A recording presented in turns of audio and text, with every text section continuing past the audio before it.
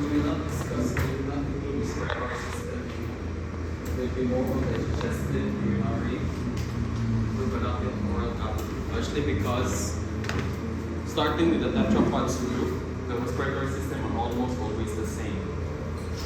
Compared lang when we jump from the fish group into the tetrapod group, then a graphic of distinct changes okay, from gills to lungs. But in the respiratory system, with among tetrapods.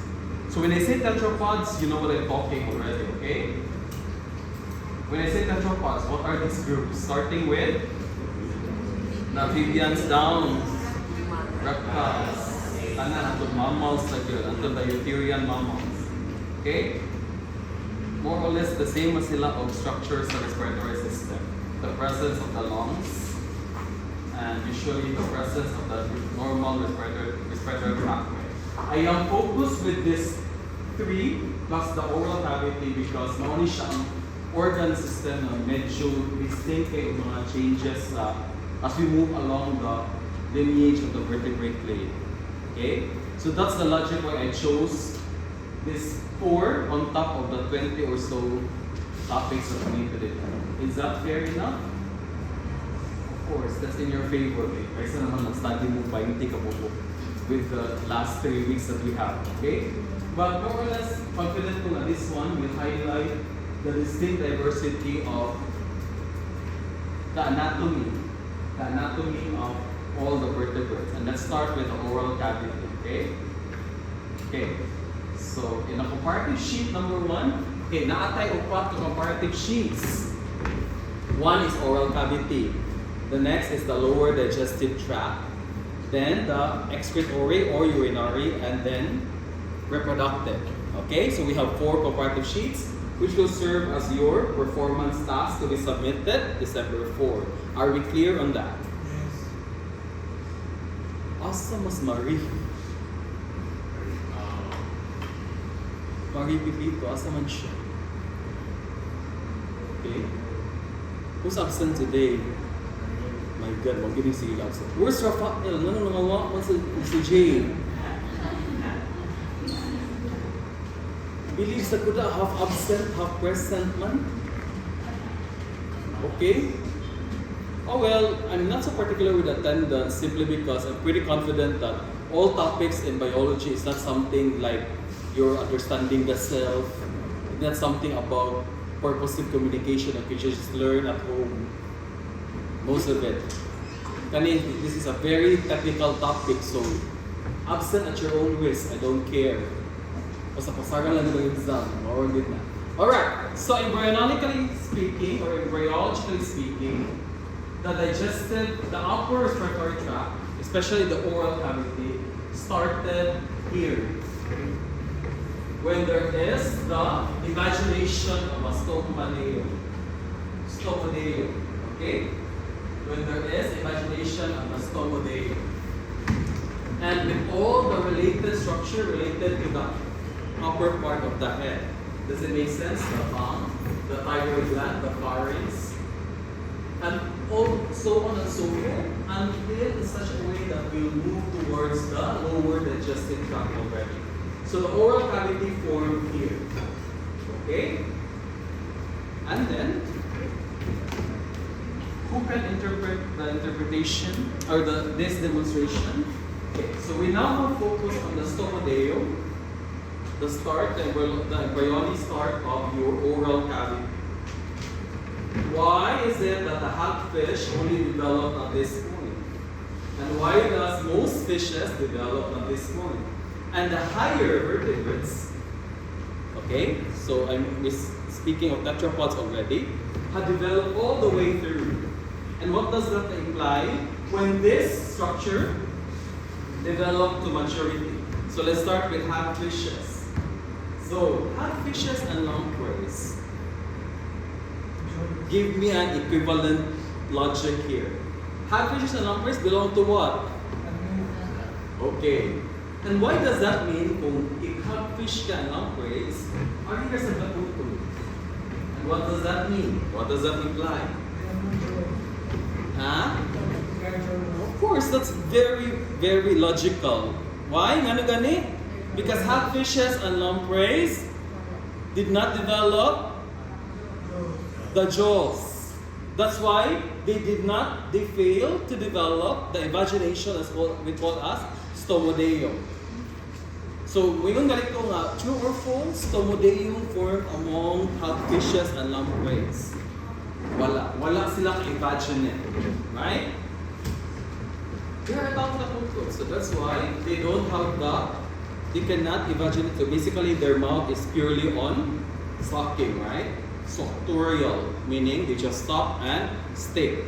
Now, beyond that, advanced vertebrates, fishes, and including the tetrapods, really did develop certain degree of imagination. No? Ano ba na imagination part? Okay? Alright? And then, so may nasal plateau. This will later on develop your nasal part. Okay?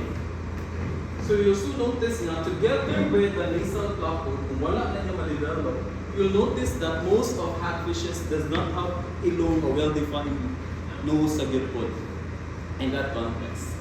Okay? So from this picture alone, by really looking at it, there are possible 10 questions in the final exam. Okay?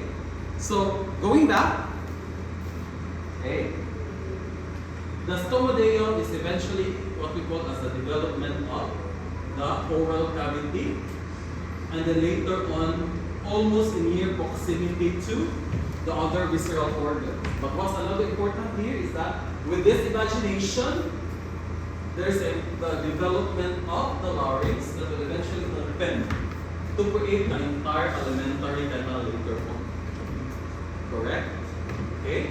So the oral cavity or the stomodeum has a direct connection later on to the development of the digestive tract. Okay?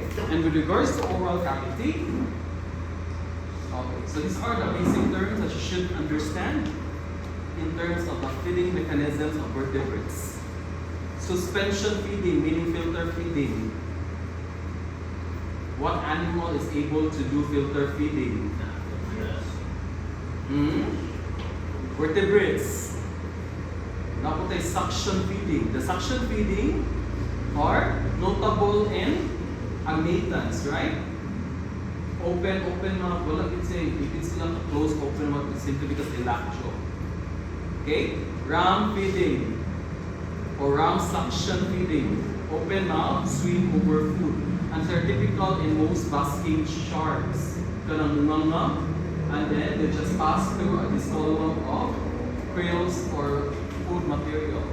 More on suspension feeding, but the problem with the suspension feeding, that different with the suspension feeding, they have this baleen teeth that filters water from or food from water particles. Okay? Inertial feeding. Inertial food is used to move it in oral cavity. So in this case, the food is the weight of the food is the one that allows it to be easily engulfed. And this is notable in turtles, where they just open their mouth and with a mukhang sila jellyfish. No? The weight, the jellyfish itself is just like a dili na yung move. Air na, but the jellyfish will just be swallowed down. Sayang kamukan. Okay? Inertial feeding. And then we have transport, movement of food within oral cavity by water or suction. This is also suction feeding in a way. But the most important way, the most important way of feeding it is through number 6. Because starting from the agnatans, the development of jaw allows you to chew your food. The process called mastication. There is physical grinding of the food size by chewing. Okay? And sige lang, I'll present, you have this in shadow. Okay, so oral cavity, let's discuss the teeth. Okay? Most of the teeth of vertebrates are enamelized. Okay, they contain enamel, dentine, which is parts of or layers of the teeth. It's in there. Okay, the ones in blue, enamel, followed by dentine, and then vascularized by your pulp cavity, which contains the blood vessels and your nerves. Okay? So looking back to your stomadeum, okay? In the stomadeum, further development leads to the development of your tongue and then your mga tooth germs. Hindi siya germs na agaw ng bacteria. These are germinals, meaning the primordial start of your tooth, yun ang mga salitan yung tooth germs. All of this develop along the stomadeum. Making sense? Okay. Okay. And then some important terms for teeth. Teeth, this is oral cavity. And you'll notice that the diversity of teeth is very prominent among vertebrates. Am I making sense? Have you seen someone smile today? Have you seen your cat smile today? These are mga pet lovers today. Who has more than three kinds of pet here? I have cats, I have dogs, I have turtles. And we have a wild monitor lizard passing through our backyard because we live near a mangrove area. Nagid ako mga Varanus mocalis. Good evening, friend. Okay, once makita siya lang, dapat. Okay. More than 3 pets. Walang isda. Isa lang. Ayun, cheese. Sorry to nurture your own pets. Because I appreciated Comparative anatomy by having pets. Like, tubig siya kung baka sa kung ikaw. Kung sa may now, because we have different varieties of teeth and terms associated. When I say polyphyodont, what does that mean? Typical of most vertebrates. You have the ability to, its ability to be able to lose a teeth and then regrow it back multiple times. But we humans are only diphyodont. What does that mean? You are diphyodont. You had an initial male teeth and then replaced by a permanent teeth. And that is unique among more or less apes. Mostly you are diphyodont, but most, especially sharks, can lose a teeth or a couple of them and then replace it back for a lifetime.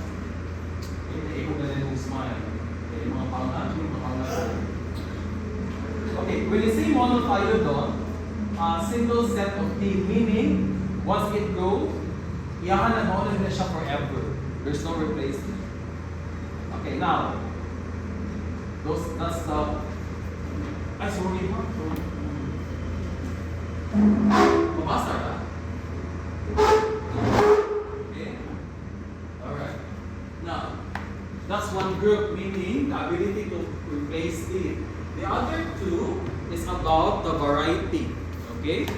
Shape. If you have similar in shape teeth, homodont, heterodont with different shape. So, tanaw natin. Homodont, heterodont. A, si Tara King. Okay? Sharp. Good. Si Porgy. Let me ask you, asa na mo na ng Porgy? Okay. Okay. Alright. And then, you have your ray. What do you need to do? Okay. Okay. So that's one way of comparing comparative anatomy of the teeth. They differ. Alright? Okay. Then in terms of attachment, acrodont, peurodont, and pecodont. Okay? Okay? So let me interpret the first two slides. These two slides. So true or false, pecodont, an animal with a pecodont teeth are more likely monophyodont. Okay, Okay, iba na po. Pecodont, okay. So, sa meaning, ano, sir? As which among these three types will less likely be removed or will not be easily loosened up? The pecodont. Okay, meaning if you're an acrodont, your teeth are more likely to loose at some point. Meaning it's not firmly attached. Periodont is intermediate, but they still be loosely attached or can be easily removed. But the pecodont are firmly attached. Good. Let me ask you again.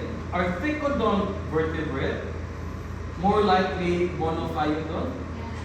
Very good. Meaning, didn't necessarily know single ilis because your teeth are firmly attached to your. So therefore, if you are a polyphyodont, which type of tooth attachment will you have? Okay, I could consider A and B. Alright? So that's how you interpret. So again, the terms polyphyodont, diphyodont, and monophyodont is in terms of replacement. Homodont, heterodont is based on shape. And acrodont, pyrodont, and pecodont is termed in terms of attachment. Okay?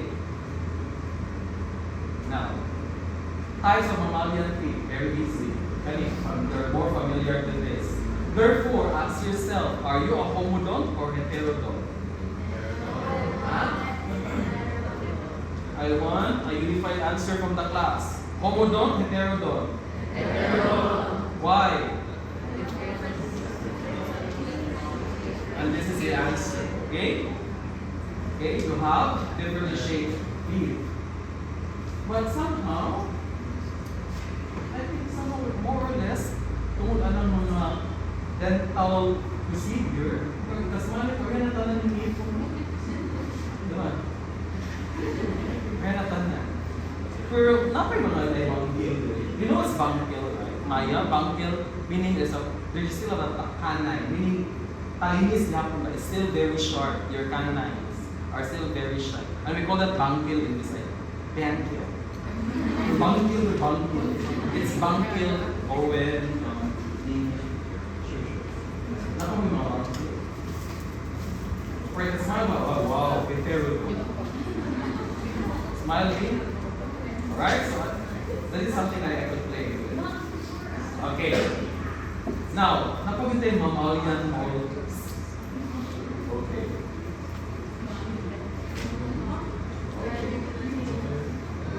Can you name? Wait, basahan ko rin. Trigosplenic, Gonodon, Lophodon, Selenodon, molars. Okay? Okay, these are molars found in a very specific groups. If you are a human and pig, you are a Gonodon molar. Okay, what's the meaning of Gonodon molar? Let's look at figure 16.9. Okay, so letter A, that's A. Rhinoceros molar. And that's an example of A, Lophodon. Kung Selenodon, that's your deer molar, letter B. Okay? Meaning, naamoy different shapes sa inyong crown. Okay. How will you differentiate the two, sir? Kung Lophodon o Selenodon? So may meaning na kanipong basihan. If you have a trigosplenic molar, okay, typically your upper and lower should have the typical groups. Kung nakasa, you should understand what's an upper here. What do you mean by upper? Your upper jaw, and this one is lower jaw. Okay? Now, look at the typical protrusion. So each of the molars have its own protrusion. And it is classified as a metacone, paracone, hypocone, protocone, to upper. Upper means the cones. Lower means the conate. Okay? It could be the 5 groups, the hypoconate, protoconate, paraconate, metaconate, and toconate. Now, differentiate a trigosplenic molar and Gonodont molar anatomically. So this is one, a comparative approach here. What did you notice?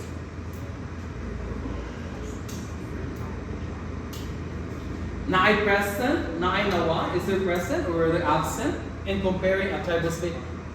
Unsa man mga type of molar? Bonodon, tribosphenic. Di ba humans are more or less bonodon. Meaning di ay kung bonodon, you must have a complete 4 protrusion. But in yung lower jaw, na usa nga mawa, and that's what conid? Ang paraconid ang mawa.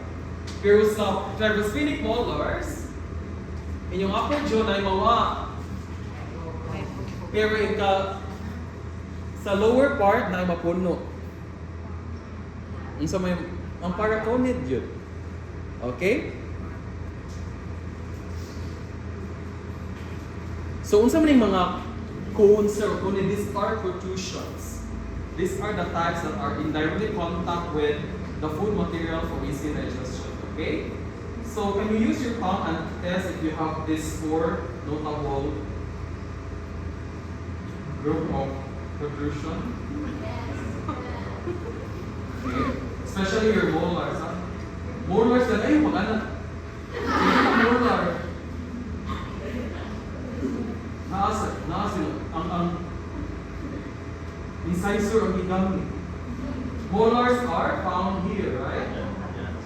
And you will always feel four cusps or protrusion. Okay? Sa where? Sa upper part. Pero sa lower part, mas medyo or gihapon, no?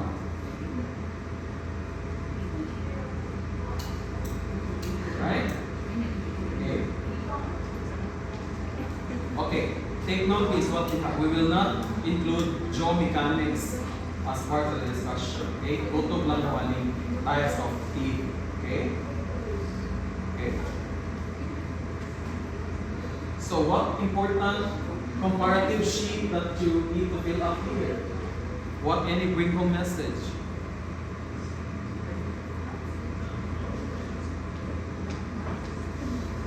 There is unique diversity in terms of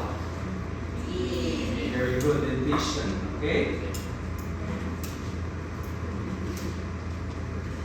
Alright? Okay, let's proceed to the lower digestive tract.